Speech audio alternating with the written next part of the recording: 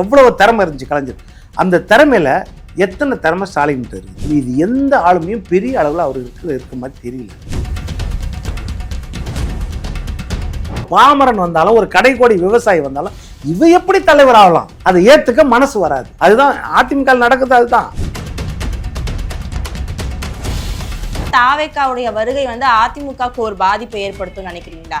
அதிமுக களத்திலே இல்லைன்னு சொல்றாருன்னா அவருடைய நிழலே அவரை பார்த்து சிரிக்கும். ஒவ்வொரு கட்டத்திலையும் அவர் எக்ஸ்போஸ் ஆகுறாரு மக்கள்கிட்ட. அவருடைய பிம்பம் வெளியே வருது. கொள்கை எதிரி தான் அரசியல் எதிராக இருப்பாங்க, அரசியல் எதிரி தான் கொள்கை எதிராக இருக்கும். இதுல என்ன வித்தியாசம் வரும்? இவங்க ஊழல் சக்தி, நான் தூய சக்தி, இவங்க தீய சக்தி. இதெல்லாம் பஞ்ச் டயலாக். தொடர்ந்து அவரை தன்னை எம்ஜிஆரோட ஒப்பிட்டு பேசுறாருல்ல சார். யார் வேணாலும் எம்ஜிஆர் கூட ஒப்பிட்டு பேசலாமா? நிருபரை சந்திக்கணும்னா கூட ஆஃப் த கேமரா வீடியோ. இது போல உலகத்துல எங்கேயாவது கேள்விப்பட்டிருக்குமா? நம்ம சொந்த குடும்பத்து பிரச்சனையை போய் அடுத்த கட்சி வந்து யூஸ் பண்ண முடியும்னா அப்போ தலைவரோட பலவீனம் தானே ஆயிரும். விஜய் வந்து ஒரு இளைஞர்களுடைய சக்தியாக இந்த 2026 தேர்தலில் பார்ப்பாங்களா? வீட்டுக்கு ஒரு விஜய் இருக்கிறாருன்னா அப்போ அஜித் எல்லாம் வெளியே போயிட்டாரா வீட்டு விட்டு? விஜய் கிட்ட இருந்த எதிர்பார்ப்பு அதிகமா இருந்துச்சு. இப்போ ஏமாற்றங்கள் அதிகமா இருக்கு.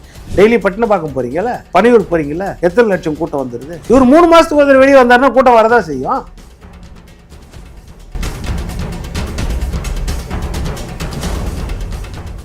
Cloud7 வாய்ஸ் நேயர்களுக்கு வணக்கம். இன்றைய நேர்காணலில் நம்மோடு இணைந்திருக்கிறார் அரசியல் விமர்சகர் பொன் வில்சன்.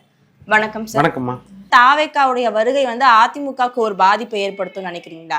ஏன்னா தொடர்ந்து தாவேக்கா பிரச்சாரம் பண்றப்ப கூட தாவேக்கா தலைவர் விஜய் சொல்ற வார்த்தை என்னன்னா, அதிமுக கணக்கிலே இல்ல, அவங்க வந்து களத்துல இல்ல அப்படின்றத அடிக்கடி மென்ஷன் பண்றாரு.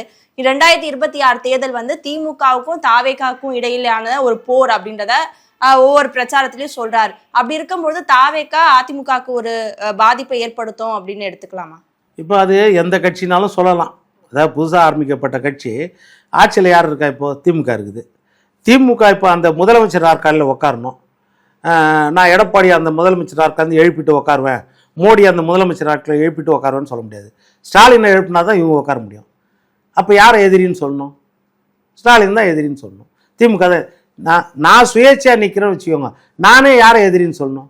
ஸ்டாலினை எதிரின்னு தான் சொல்லணும், திமுக எதிரின்னு தான் சொல்லணும். ஆளுங்கட்சி அவங்க தானே.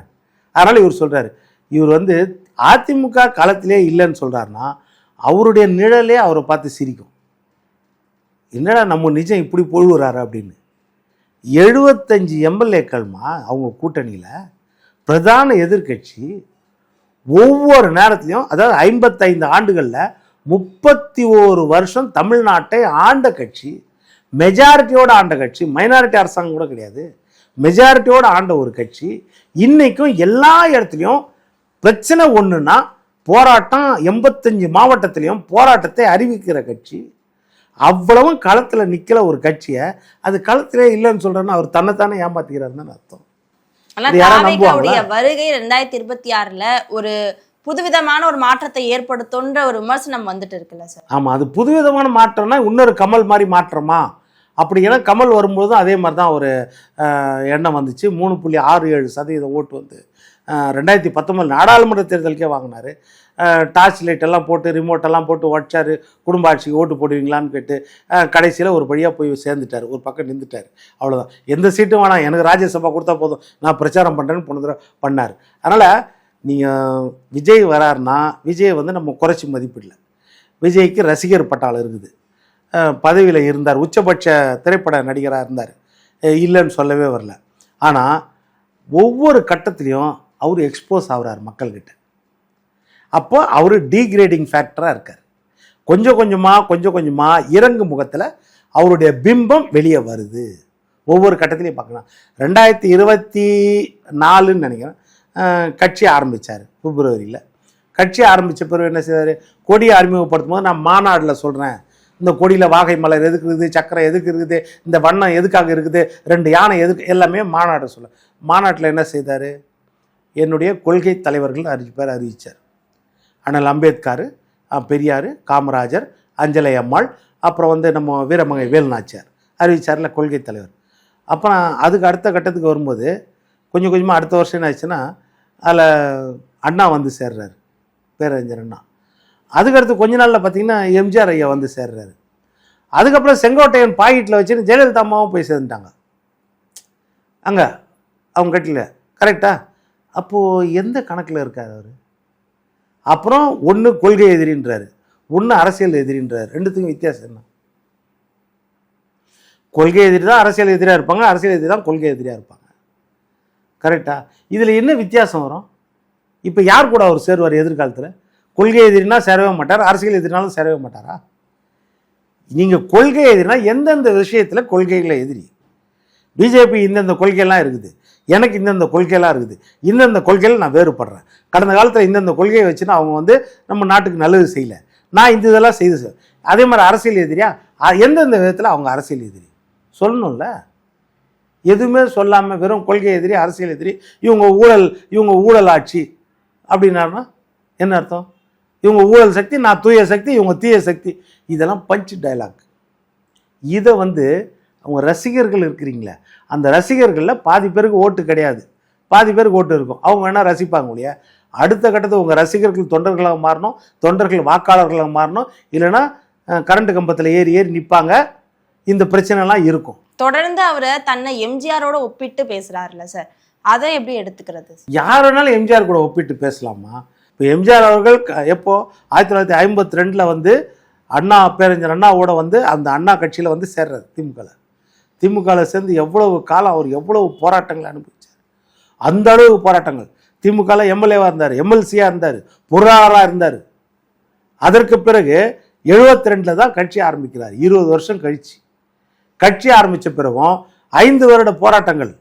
அப்போ யோசிச்சு பாருங்க, 77 தான் ஆட்சியை பிடிக்க வர்றாரு. ஆனால் அதுக்கு நடுவில் எவ்வளோ போராட்டங்கள். இதெல்லாம் சாதாரண விஷயமா? அதே மாதிரி திரைப்படத்துறையில் எடுத்துங்க. திரையில் எம்ஜிஆரை நீங்கள் ஆரம்பத்துலேருந்து பார்த்தீங்கன்னா மக்களுக்கு நான் என்ன சேவை செய்வேன் அது மட்டும்தான் அது கேரக்டராக இருக்கும். அவர் கேரக்டரே எப்படின்னா மக்களுக்கு சேவை செய்கிற கேரக்டராகவே வாழ்ந்தார் திரைத்துறையிலையும். இன்னைக்கு வரைக்கும் 8வது வள்ளல்னு வாங்க அவரை எல்லாரும் அவ்வளோ சாட்சி சொல்லுவாங்க. திரைத்துறையில் எவ்வளோ மறுசீரமைப்பு கொண்டு வந்தார், எவ்வளோ மக்களை வாழ வச்சார். இதெல்லாம் வந்து வரலாறு. நீங்கள் பேருக்கு நான் எம்ஜிஆர் மாதிரி அப்படின்னு சொன்னால் இது வந்து நடைமுறை சாத்தியமா? யோசிச்சு பாருங்கள். ஒரு கட்டத்தில் என்ன சொல்கிறாரு, 67 அண்ணா ஆட்சியை பிடிச்ச மாதிரி, அப்போ நான் அண்ணான்றார், பேரறிஞர் அண்ணான்றார். 77 எம்ஜிஆர் ஆட்சியை பிடிச்ச மாதிரி, ஆமாம் நான் எம்ஜிஆர்ன்றார். நீங்கள் நடைமுறையில் மக்கள் பிரச்சனைக்கு என்ன வரீங்க? இப்போ எடுத்துக்கோங்க, 13ஆம் தேதி சேலத்துக்கு வந்தார், அதோட 23ஆம் தேதி வேலூர், நடுவில் 10 நாள் லீவு. இப்போ ஒர்க் ஃப்ரம் ஹோம் நடத்தின்னு இருப்பார். இது எப்படி? அதாவது ஒரு படம் ரிலீஸ் பண்ணும்போது எப்படி வந்து சீக்ரெட்டாக வச்சு ரிலீஸ் பண்ணுவாங்க தெரியுமா? அதோட கதையோ திரைக்கதையோ முக்கியமான அம்சங்களோ கிளைமேக்ஸோ வெளியே சொல்ல மாட்டாங்க. வெறும் ஆடியோ லான்ச் மட்டும்தான் பண்ணுவாங்க ஹிட் ஆகிறதுக்கு. மற்ற விஷயங்கள்லாம் வெளியே சொல்ல மாட்டாங்க. காமெடி ட்ராக் என்ன இருக்குதுன்னு கூட சொல்ல மாட்டாங்க. எதுவும் சொல்லாமல் ரிலீஸ் பண்ணால் தான் படம் ஓடும். அதுபோல் இவரும் அந்த இமேஜை வச்சுன்னு பஞ்சு டைலாக்டை மட்டும் வச்சுட்டு மக்கள் பிரச்சனைக்கு வந்து நேரடியாக சந்திக்காமல், நிருபர்களோட சந்திக்காமல், நிருபரை சந்திக்கணும்னா கூட ஆஃப் த கேமரா வீடியோ. இது போல் உலகத்தில் எங்கேயாவது கேள்விப்பட்டிருக்குமா நம்ம? அதுவும் பிரசித்தி பெற்ற ஒரு முன்னணி நிறுவனம் NDTV, அவங்க போய் ஆஃப் த கேமரா எடுத்து போடுறாங்க. அவர் பேசுந்தா இவங்களுக்குள்ளே பேசி இப்படி பேசினான்னு சொல்லி நல்ல காஃபி கொடுத்தாரு, நல்ல டீ கொடுத்தாரு. இதான் பேட்டி சொல்லுங்கள். இப்போ இதெல்லாம் நடந்துச்சுல்ல. அப்போ என்னென்னா இதெல்லாம் சீக்கிரட்டாக வச்சு நம்ம கையை அப்படியே மூடி எலெக்ஷன் அன்றைக்கி ரிலீஸ் பண்ணி விட்ருவோம். அதனால தான் அதுக்கு நடுவில் இடைத்தேர்தலும் வேண்டாம், நாடாளுமன்ற பொது தேர்தலும் வேண்டாம், சட்டமன்ற தேர்தலில் பார்ப்போம். என்ன முதலமைச்சர் ஆக்குறீங்களா சரி, இல்லைன்னா நான் மறுபடியும் நடிக்க போயிடுறேன். தொடர்ந்து பாஜக தரப்புல இருந்து ஒரு அழுத்தம் இருக்கு அப்படின்றத சமீப காலமா சொல்லிட்டு இருக்காங்க. திமுகவும் தாவேக்காவை வீழ்த்துறதுக்காக நிறைய யுத்திகளை பாக்குறாங்க. இப்ப சமீபமா அவங்களுடைய மனைவி விவகாரத்து விஷயத்த கூட திமுக தான் பண்ணி ஏவி விட்டதா ஒரு பக்கம் பேசப்பட்டுட்டு இருக்கு. அதை எப்படி சொல்றீங்க சார்? இல்லை, இது எப்படின்னா இது வந்து அவங்க தனிப்பட்ட குடும்ப விவகாரம், ஃபேமிலி மேட்ரு. வந்து அதில் நிறைய இருக்கும், அவங்களுக்குள்ள கருத்து வேறுபாடு, நிறைய பிரச்சனை இருக்கும். அந்த அம்மாவுக்கு வந்து நிறைய மன கஷ்டங்களும் இருக்கலாம், இவருக்கு கூட மன கஷ்டங்கள் நமக்கு தெரியாது.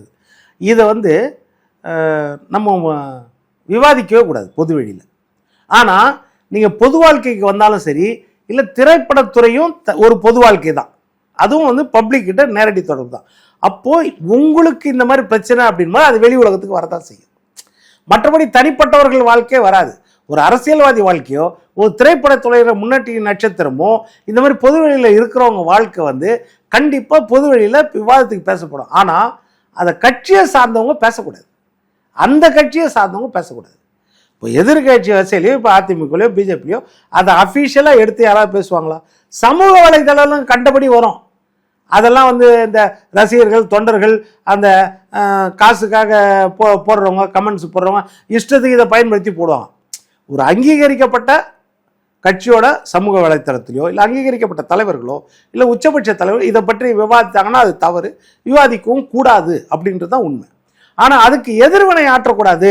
தாவேக்காலேருந்து அங்கீகரிக்கப்பட்ட தொழில்நுட்பம் மூலமாக அதுக்கு எதிர்வினை ஆற்றக்கூடாது. ஏன்னா இது வரதான் செய்யும், நம்ம தலைவராக இருந்தாலும் சரி. ஏன்னா பொது வாழ்க்கையில் நேர்மையும் தனி வாழ்க்கையில் தூய்மையும் அப்படின்றது எல்லா பக்கமும் எதிர்பார்க்குறது. இப்போ அது கொஞ்ச காலமாக ஒரு லேட்டஸ்ட் ஃபேஷனாக ஆயிடுச்சு. என்னென்னா பொது வாழ்க்கை வேற தனி வாழ்க்கை வேறன்னு, ரெண்டும் வேற வேறே கிடையாது. சரி, ஏன்னா இப்போ அவர் பெண்களுக்காக பேசுறாரு. இப்போ விஜய் அப்படி எடுத்துக்கிட்டோம்னா பெண்கள் ரசிகர்கள் அதிகமா இருப்பாங்க. இந்த சமயத்துல இந்த ஒரு விவகாரம் தேர்தலுக்கு முன்னாடி இந்த சம்பவம் நடக்கிறது வந்து திமுக தான் ஏவி விட்டு பண்றாங்க அப்படின்னு ஒரு பக்கம் பேசுறாங்க. இன்னொரு பக்கம் இதுதான் நம்ம விஜய்க்கு கூட நிக்கணும் அப்படின்ட்டு விஜய் தரப்புல இருந்து ஒரு பிஆர் டீம் வேலை செய்யறதாவும் காலையில கூட ஒரு ஆடியோ வந்திருந்தது. அதை எப்படி பாக்குறீங்க? எங்க சொந்த குடும்பத்து பிரச்சனையை போய் அடுத்த கட்சி வந்து யூஸ் பண்ண முடியும்னா அப்போ தலைவரோட பலவீனம் தானே ஆயிரும். அது எந்த ஆதாரமும் இருக்காது. இதை வந்து நீங்கள் இன்னொரு கட்சி மேலே இந்த மாதிரி தனிப்பட்ட விவகாரத்தை ஒரு குடும்ப விவகாரத்தை இன்னொரு கட்சி மேலே பழி சொல்லி பிரயோஜனமே கிடையாது. அந்த பிரச்சனை பூதாகாரமாக தான் தெரியும். அப்புறம் இது வந்து ஒரு தனிப்பட்ட விவகாரம். நான் இன்னைக்கு பிரிகிறாங்களா நாளைக்கு சேர்ந்துருவாங்களா அது தெரியாதுல்ல, எப்படி நம்மளுக்கு தெரியும்? எதாவது தெரியுமா? அதனால் அந்த விவகாரத்தில் நம்ம தலையை இடக்கூடாது. அது பொது வழியில் வந்தால் அதுக்கு எதிர்ப்பதமாக ரியாக்ட் பண்ணக்கூடாது. இதை அரசியலாக பயன்படுத்தி கூடாது தாவேக்காவை சேர்ந்தவங்க. அதுதான் சொல்கிறேன். அது வரட்டும், பொதுவெளியில் வந்தால் வரட்டும். அதுக்கு நீங்கள் பதில் கமெண்ட் போட வேண்டிய அவசியமே கிடையாது. அதை பார்க்குற படிக்கிற மக்களுக்கே தெரியும் இது தனிப்பட்ட விவகாரம். இதை வந்து தவறாக எழுதியிருக்காங்க, இந்த மாதிரி எழுதக்கூடாது அப்படின்றது படிக்கிறவங்களுக்கே தெரியும். நீங்கள் அதுக்கு ஆன்டி ரியாக்ஷன் பண்ணக்கூடாது, அதுக்கு வந்து எதிர்வினை ஆற்றக்கூடாது. அது தேவையில்லாத விவகாரம். அது இவங்க மேலே பழி சொல்லுது, அவங்க மேலே ஒரு குடும்ப பிரச்சனைக்கு வந்து அடுத்த கட்சியை கொண்டு வந்து சேர்க்கக்கூடாது. அடுத்த கட்சி அது மாதிரி பயன்படுத்தவும் மாட்டாங்க. அதில் சில பேர் பயன்படுத்தினாலும் அதுக்கு எதிர்வினை ஆற்றக்கூடாது. அதுதான் முக்கியம். சரி, இப்போ இளைஞர்கள் விஜய் பின்னாடி நிற்கிறாங்க. இப்போ விஜய் வந்து ஒரு இளைஞர்களுடைய சக்தியாகவே இந்த 2026 தேர்தலில் பார்ப்பாங்களா? எத்தனை இளைஞர்கள் நிற்கிறாங்கன்றது தானே கேள்விக்குறியா இருக்குது. சார் அதுதானே மில்லியன் டாலர் கொஸ்டின் ஆகுது. அஜித் பின்னாடி நிற்கிறாங்களா இல்லையா இளைஞர்களா? இப்போ தனுஷ் பின்னாடி, சூர்யா பின்னாடி, இப்போ அந்த இளைஞர்கள்லாம் என்ன ஆக போகுது? ரஜினி ஐயாவோட ரசிகர்கள் என்ன? இப்போ இதெல்லாம் வந்து அவங்களாம் என்ன ஆகுது? வீட்டுக்கு ஒரு விஜய் இருக்கிறாருன்னா அப்போ அஜித்தெல்லாம் வெளியே போயிட்டாரா வீட்டை விட்டு, அந்தந்த வீட்டிலேருந்து? இதெல்லாம் வந்து கட்சியை உற்சாகப்படுத்துறதுக்கு தொண்டர்களை உற்சாகப்படுத்த சொல்கிறது. நீங்கள் அதுதான் சொல்கிறேன், ஓட்டு கன்வர்ஷன் எந்த அளவுக்கு ஆகுது. இன்றைக்கி இப்போது எஸ்ஐஆர் முடிஞ்சு புது வாக்காளர் லிஸ்ட்டு விடுத்தாச்சு. இதில் எவ்வளோ பேர் முதல் தலைமுறை வாக்காளர்கள் பார்த்தீங்களா? 12 லட்சம் பேர். 12 லட்சம் பேர் தான் முதல் தலைமுறை வாக்காளர்கள். இதில் எத்தனை அவங்க ரசிகர்கள் இருப்பாங்கன்னு நமக்கு தெரியாது. இதில் எத்தனை பேர் ஓட்டு போடுவாங்கன்னு தெரியாது. அதுவும் இல்லாமல் நீங்கள் தேர்தல் கணக்கே வந்து வேறு கணக்கு. அதில் எத்தனை கோடிகள் எந்த அளவுக்கு செலவு பண்ணி இன்றைக்கி அந்த மாதிரி ஆயிடுச்சு தேர்தலே. அதாவது நல்லவர்கள் ஜெயிக்கிறத விட வல்லவர்கள் ஜெயிக்கிறது அதிகமாக இருக்கும். போட்டி களத்தில் நிற்கிறதே, நல்லவர்கள் ஜெயிக்கிறது ஒரு பக்கம், களத்தில் நிற்கிறதுக்கே நீங்கள் வந்து வல்லவர்களாக இருக்கணும் அப்படின்ற மாதிரி ஆயிடுச்சு. அதனால் இதெல்லாம் கடந்து நிற்கணும் அப்படின்றது. இன்னொன்று, விஜயோட இமேஜ் நீங்கள் கொஞ்சம் கொஞ்சமாக குறைஞ்சினே வருது விஜயோட. இப்போ நீங்கள் நாங்கள் தூய்மை சக்தின்றார்ல, தூய்மை சக்தின்னு சொல்கிறவர் வந்து என்னுடைய தொண்டர்களோ ரசிகர்களோ கள்ள மார்க்கெட்டை டிக்கெட் விற்கக்கூடாது, வாங்கக்கூடாது. அப்படி வாங்கினா என்னுடைய ரசிகர்கள் கிடையாது சொன்னாரா? இல்லை 30 வருஷம் என்னுடைய திரைப்படத்துறை வாழ்க்கையில் ஒரு நாள் கூட கள்ள மார்க்கெட்டில் என்னுடைய படத்துக்கு டிக்கெட் விற்றது கிடையாது. விற்றுருந்தா நான் கண்டிச்சிருக்கிறேன், பாருங்கள் ட்ராக் ரெக்கார்டு. சொல்லியிருக்காரா? சொல்லுங்கள், சொல்லியிருக்காரா? அதே மாதிரி வருமான வரியத்தை 2015 2016 வரைக்கும் 35 கோடி என்னுடைய வருமானம்னு கணக்கு காமிச்சிருக்காரு. ஆனால் நீங்கள் என்ன சொல்கிறீங்க? அவர் 200 கோடியை விட்டார், 1000 கோடியை விட்டார், 500 கோடியை விட்டு திரைப்படத்துறையிலேருந்து வராருன்றீங்க. ஒரு வருஷத்துக்கே 35 கோடி தான் லாபம் காமிச்சிருக்காரு அவர். அப்போ என்ன அர்த்தம் சொல்லுங்கள்? அப்போ என்னென்ன ஒரு 3 வருஷம் ஸ்டேட்மெண்ட்டை கொடுப்பாரா? இப்போ அவர் சொல்கிறாருல்ல, அரசியலுக்கு வர்றதுக்கு முன்னாடி அரசியல்வாதிகள்லாம் தன்னுடைய சொத்து விவரத்தை வெளியிடணும், அரசியலுக்கு வந்த பிறகு சொத்து விவரத்தை வெளியிடணும்னு சொல்கிறாருல. இப்போ 3 வருஷம் இவருடைய நிறைய நாள் கூட வேணாம், ஒரு 5 வருஷத்துக்கு இவருடைய சொத்து விவரத்தை வெளியிட சொல்லுங்கள், இவருடைய வருமான விவரத்தை வெளியிட சொல்லுங்கள். சொல்றவர் செய்ய மாட்டாரா சார்? இல்லை, அதுதான் ஏன் அதில் தெரிஞ்சுக்கலாம் 1000 கோடி வருமானம் காட்டியிருக்காரான்னு. இந்தியாவிலேயே நான் 2வது இடத்துல அதிகமாக கட்டுறேன், 80 கோடி வருமான வரி கட்டுறேன்னு. அது பெருசு கிடையாது. அமிதாப் பச்சனுக்கு அடுத்து நான் தான் கட்டுறேன், இவருக்கு அடுத்து நான் தான் கட்டுறேன். எவ்வளோ வருமானம் கணக்கு காமிச்சிங்க. நீ வரி கட்டினது 80 கோடி கட்டியிருக்கலாம், கணக்கு காமிச்ச வருமானம் எவ்வளோ? உங்களுடைய வருமானம் ஒரு படத்துக்கு 300 கோடி 400 கோடி வாங்குவேன், 200 கோடி வாங்குவேன்னு சொல்கிறீங்கள. ஆனால் அந்த மாதிரி எத்தனை வருமானம் காமிச்சிருக்கீங்களா? வருமான வரித்துறையில் காமிச்சிருக்கீங்க. அது இருக்குதுல்ல. அந்த 35 கோடி காட்டும் போதே புலி படத்துக்கு 15 கோடி வாங்கினது காட்டல. எங்கே அந்த 15 கோடி? அது வருமான வரித்துறை வந்து ரெய்டு பண்ணி அதில் பார்த்து கண்டுபிடிச்சி அவங்க சொன்ன பிறகு அதை ஏற்றுக்குனீங்களா இல்லையா? ஏற்றுக்குன்னு அதுக்கு வரி கட்டுறீங்க. அதற்கு பிறகு அதுக்கு அபராத வரி கட்ட சொல்கிறாங்க. கரெக்டாக 1 கோடியே 50 லட்சம், 1.5 கோடி கட்ட சொல்கிறாங்க. அது கட்டணும். நீங்கள் என்ன சொல்கிறீங்க நீதிமன்றத்தில் வந்து? முன்னாடியே சொல்லலை, 2019 ஜூனுக்குள்ளே முடிக்கணும். இவங்க 2022 ஜூன். டெக்னிக்கல் ஆஸ்பெக்டை சொல்கிறாங்க என்னன்னா 3 வருஷத்துக்குள்ளே அபராதம் விதிக்கணும். ஆனால் இவங்களுக்கு 3 வருஷத்துக்கு மேலே ஆயிடுச்சு. அப்போ நான் தவறு செய்யலைன்னு சொல்ல, டைம் லேப்ஸ் அபராதம் விதிக்கிறது, அபராதம் விதிக்கிறது நியாயம். ஆனால் காலம் தாமதமாக அபராதம் விதிச்சிருக்கிறாங்கன்னு தானே சொல்கிறாரு. அப்போ இவர் எப்படி தூய்மையான ஆட்சி கொடுப்பாரு சொல்லுங்கள்? நீதிமன்றம் இப்போ கண்டிச்சுதா? அதேமாதிரி காருக்கு வரி கட்டுறதுக்கு ரோல்ஸ் ராய்ஸ் காராக வாங்கினார்ல, அதுக்கு வரி கட்டுறதுக்கு விலக்கு கேட்டார்ல. அப்போ நீதிபதி என்ன சொன்னார்? இவர் வரி வசதியானவர்கள் கட்டுறது வந்து ஏதோ நீங்கள் வந்து தானம் கொடுக்குறதில்ல. அதாவது நம்ம வறுமை கோட்டு கீழே இருக்கிறவங்க இல்லைன்னா கடல்நிலையில் இருக்கிறவங்க அவங்களுக்கு நம்ம அரசாங்கம் சேவை செய்யறதுக்காக நீங்கள் கட்டாயமாக அந்த வரியை கட்டி ஆகணும் அப்படின்னு சொல்லிட்டு சொல்கிறாங்க. நடிகரே நீங்கள் ரியல் ஹீரோவாக இருக்காதீங்க, ரியல் ஹீரோவாக இருக்க பாருங்கன்னு கண்டிச்சுதா இல்லையா இதே விஜய் நீதிமன்றம்? அப்புறம் அதனால் இப்போ இதெல்லாம் பார்த்தீங்கன்னு வச்சுக்கோங்க, கொஞ்சம் கொஞ்சமாக அதேமாதிரி கரூர் சம்பவத்தை எடுத்துக்கோங்க. 41 பேர் மரணம், 72 நாள் வரல. சரி, நீங்கள் அங்கே வந்து கூப்பிட்டு பார்க்குறீங்க மாலு.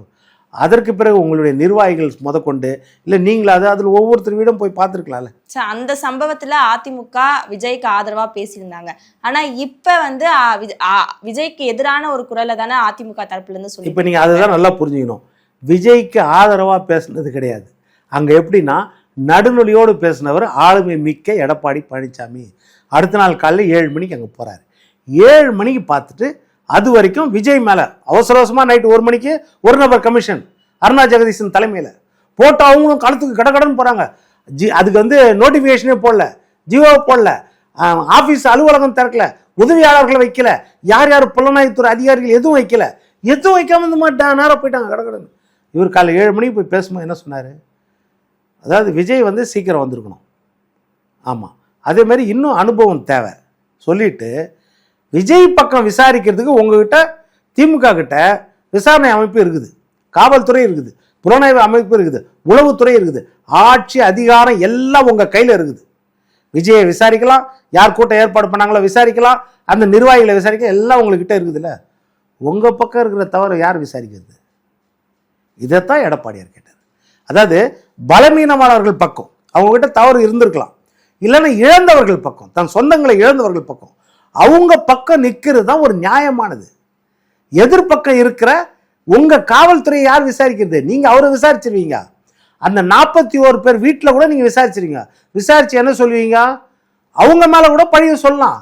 விசாரணை அமைப்பு என்னன்னு சொல்லலாம்? அதுதான் அறிவிச்சிட்டாங்கல்ல, குழந்தையெல்லாம் தூக்கிட்டு வரக்கூடாதுன்னு. நீங்க ஏன் குழந்தைய தூக்கிட்டு வந்தீங்க? உங்க மேலேயும் தவறு இருக்குது சொல்லிடலாம். ஆனா அனுபவமிக்க காவல்துறையில என்னென்ன லேப்ஸ், செக்யூரிட்டி லேப்ஸ், அனுமதி கொடுத்ததுல என்ன சதி நடந்துச்சு, ஆம்புலன்ஸ் வந்ததுல என்ன சதி நடந்துச்சு, இதையெல்லாம் விசாரிக்கிறது யாருன்றதுக்காகத்தான் அவர் அந்த பக்கம் நின்றாரு. நியாயத்தின் பக்கம் நிற்கும் போது உங்களுக்கு வந்து அது அந்த பாதிக்கப்பட்ட அந்த மக்களுக்கு, அந்த தொண்டர்களுக்கு, அந்த ரசிகர்களுக்கு அவங்களுக்கு என்ன தோணுச்சுன்னா, ஐயா நம்ம பக்கம் நிற்கிறாரு எடப்பாடியாரு, அவர் நியாயத்தின் பக்கம் நிற்கும் போது தன் பக்கம் நிற்கிறது அவங்களுக்கு தோணுச்சு சோதனையான காலகட்டத்தில். அதை மீறி தான் அவங்க வந்து இவரு கூட்டத்திலேயே கொடி எடுத்துன்னு வந்திருந்தாங்கன்னா அவங்களாம் விஜய் ரசிகர்கள் தான். இன்றைக்கும் அவருக்கு தான் ஓட்டு போடுவாங்க. அவங்க ஒன்றும் அதிமுக வரல. அவங்க அந்த ஒரு நன்றி கடனாக வந்து ஒரு மானசீகமாக கொடியாட்டினாங்க ஒழிய வேற எதுவும் கிடையாது. ஆனா இப்ப வந்து அதுக்கு இப்ப அவரு நாங்க அன்னைக்கு அவ்வளவு ஆதரவா பேசியிருந்தோம். ஆனா இப்ப வந்து தாவேக்கா மேலதான் தப்புன்ற மாதிரி இப்ப இபிஎஸ் பேசிட்டு இருக்காங்கல்ல. இப்ப நடுவுல வந்து இந்த கூட்டணி பேச்சு இருந்தது, அது முறிஞ்சதுனாலதான் இப்ப வெளிப்படையான ஒரு கோபத்தை காட்டுறாங்க அப்படின்ற ஒரு விமர்சனம் வருதுல்ல. இல்லை, கூட்டணி பேச்சுன்னு கிடையாது. என்னன்னா இப்போ விஜய் மேல இருக்கிற தவறுகள்லாம் சொல்றாங்களே, விஜய் வந்து இந்த சம்பவத்தை எப்படி எடுக்கிறார்? ரெண்டு விஷயம். இப்போ நாளான பிறகு அவருடைய விசாரணை சிபிஐ விசாரிக்குது. இப்போது தன் மேல் உள்ள தவறுகள் இவர் வந்து விருப்பப்பட்டு செய்திருப்பார், இன்டென்ஷனோட செய்திருப்பார்னு சொல்ல. இந்த தவறுகள் தான் விருப்பப்படாமையே இன்டென்ஷன் இல்லாமையே செய்த தவறுகளை இன்னைக்காவது உணர்றாரா? அது இன்னைக்கும் உணர மாட்டாரு. என் மேல வம்பு எதுக்கு பழி போட்டீங்க அதுதான் சொல்றேன். இப்ப என்னன்னா பழி போடுறதும் கிடையாது. அதாவது இதுல வந்து எனக்கும் கொஞ்சம் அனுபவம் இல்லை, என்னுடைய நிர்வாகிகளும் கொஞ்சம் கட்டுப்பட்டு இருந்திருக்கலாம், அது அந்த தவறு வந்து எங்க பக்கமும் இருக்குது, ஆனா இதுல ஏதோ சதி நடந்திருக்கும் வாய்ப்பு இருக்குது அப்படின்றத அவர் சொன்னார். ரைட்டு, என் மேல தவறு இல்லை, என் மேல தவறு இல்லை அப்படின்ற மாதிரியே போனார்னா அப்போ என்னைக்கு தான் நீங்க கத்துக்குவீங்க? இப்ப அடுத்த சேலம் கூட்டத்தில் ஒருத்தர் இறந்தார், அது இறந்துட்டார்ல. இப்போ அதுலேயே வித்தியாசம் பாருங்க. சரி, இந்த 41 பேர் வீட்டுக்கு அதுக்கப்புறமா போய் பார்த்தாரா? சரி, இவ்வளோ வேண்டாம். அடுத்த ரியாக்ஷன், அடுத்தது கூட்டம் போடும்போது அந்த படங்கள்லாம் வச்சு அஞ்சலி செலுத்தினாங்களா?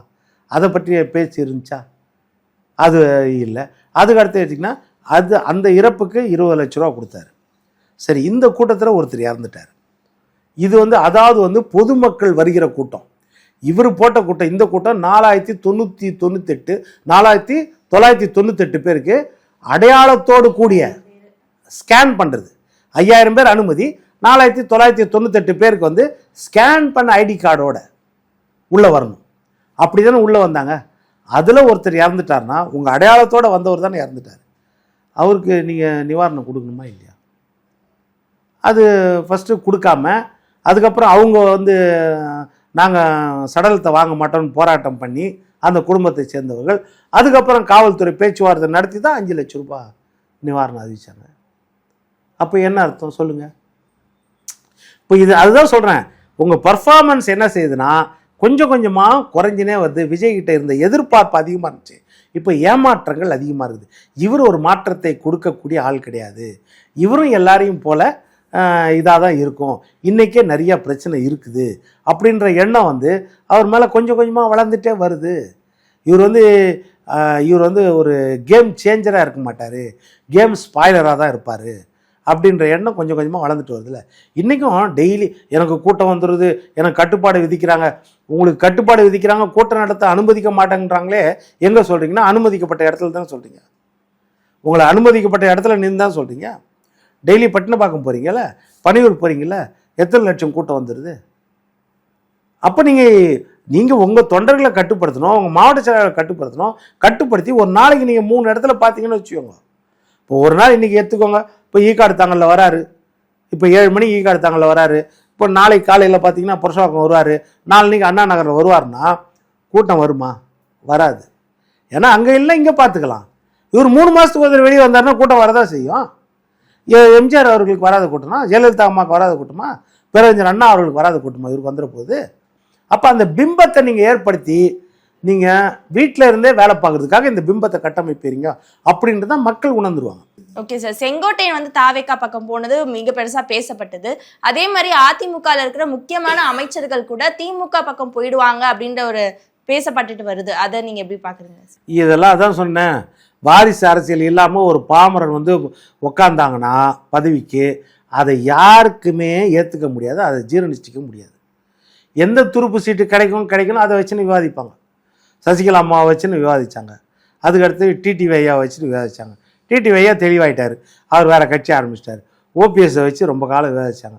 ஆஹா, இந்த பொம்மையை பிடிச்சி வச்சா ஒன்றும் இல்லை, இது களிமண்ணாக தான் இருக்குது. அடுத்தது செங்கோட்டையன் வந்தோடனே என்னென்ன சொன்னாங்க, அவர் பின்னாடி கோடிக்கணக்கான பேர் போயிடுவாங்க, அவரை தூக்க முடியுமா? கட்சி விட்டு தூக்க முடியுமா? பதவி தான் தூக்க முடியும். அவர் எம்ஜிஆர் காலத்துலேருந்து இருந்தவர், ஜெயலலிதா அம்மாவுக்கு ரூட்டு போட்டு கொடுத்தவர், எப்பேற்பட்ட தலைவர். இன்றைக்கி எங்கே அவர் காணும்? அவர் பேசு பொருளே இல்லை. இன்றைக்கி பேசு பொருளாக இருக்கணும்ல, இல்லையே. அப்போது எந்த துருப்பு சீட்டு கிடைக்கும், அதாவது அது தூணாக இருக்கும், ஒரு துரும்பாக இருந்தால் கூட போதும், எடப்பாடிக்கு எதிராக இந்த துரும்பியாவது ஒரு ஆயுதமாக பயன்படுத்த முடியுமா அப்படின்னு எல்லாருமே நினைக்கிறாங்க.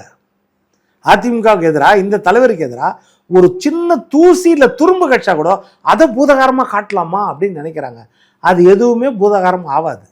அது எல்லாமே ஒரு கடல்லேருந்து ஒரு சொம்பு தண்ணி எடுத்து வெளியே ஊற்றுற மாதிரி தான். அதனால் கடல் வற்றி போகவே போகாது.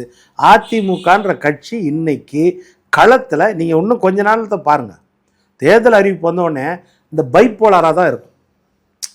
போட்டி 4 முனை போட்டியாக இருக்கும். இப்போ நாம் தமிழர் எடுத்திங்கன்னா தனி சித்தாந்தம், அந்த சித்தாந்தத்துக்குள்ளே போகிறவங்க வந்து அவர் பின்னாடி நிற்பாங்க, அவர் மாற மாட்டாங்க. அவர் ஒரு தனி சித்தாந்தம் கொள்கையை வச்சுட்டு போராடிருக்கார்.